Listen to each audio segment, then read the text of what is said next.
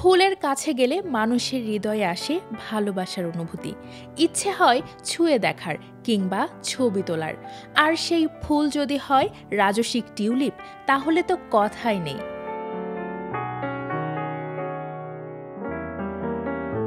পঞ্চগড়ের তেঁতুলিয়া উপজেলার দর্জিপাড়া এলাকার বিস্তৃত টিউলিপ ফুলের বাগান মুগ্ধতা ছড়াচ্ছে দর্শকদের মাঝে। শীতে বাগান জুড়ে শুভ্রতা ছড়ানো এসব ফুল হাতছানি দিচ্ছে বসন্তের।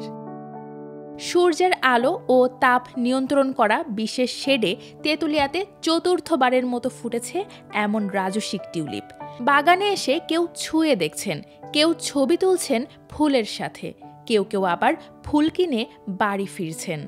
দেখার মতো প্রতিদিন লোকজন আসে, আমি প্রথম আসলাম, আমার পরিবার নিয়ে আসছি। টিউলিপ ফুলগুলো স্বাভাবিক আমরা ছবিতে দেখছি, বাস্তবে দেখি নাই। মানুষের মুখে মুখে যতটা না শুনেছি, এখানে আসে সত্যি অনেক অসাধারণ লেগেছে। বিদেশি ফুল যে ছুঁয়ে আমরা দেখতে পাচ্তেছি, অনেক রঙের আছে, লাল, সাদা, হলুদ।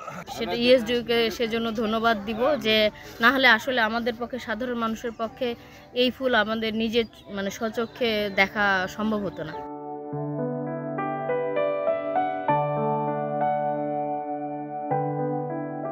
ক্ষুদ্র চাষিদের মাধ্যমে প্রায় ৭০ শতক জমিতে করা হয়েছে টিউলিপের চাষ।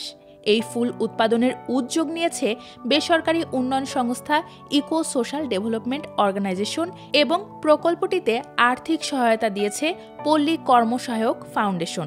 চাষিদের অর্থনৈতিকভাবে স্বাবলম্বী করতে এবং পঞ্চগড়ে পর্যটন আকর্ষণ বাড়াতেই এই উদ্যোগ।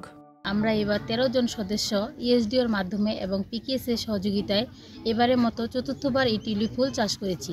এই বসন্তের মাসে অনেক দূর দূরান্ত থেকে দর্শনার্থী এই টিউলিপ ফুল দেখতে আসে। আমরা এখানে বাণিজ্যিক আকারে এই টিউলিপ ফুল করে থাকি। আমরা ঢাকার মার্কেটে টিউলিপ ফুল রপ্তানি করে থাকি।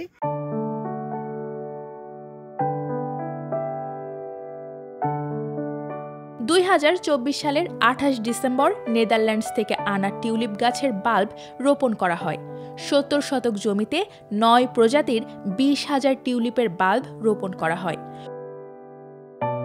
রোপণের ২০ থেকে ২২ দিনের মাথায় ফুটতে শুরু করে চমৎকার টিউলিপ।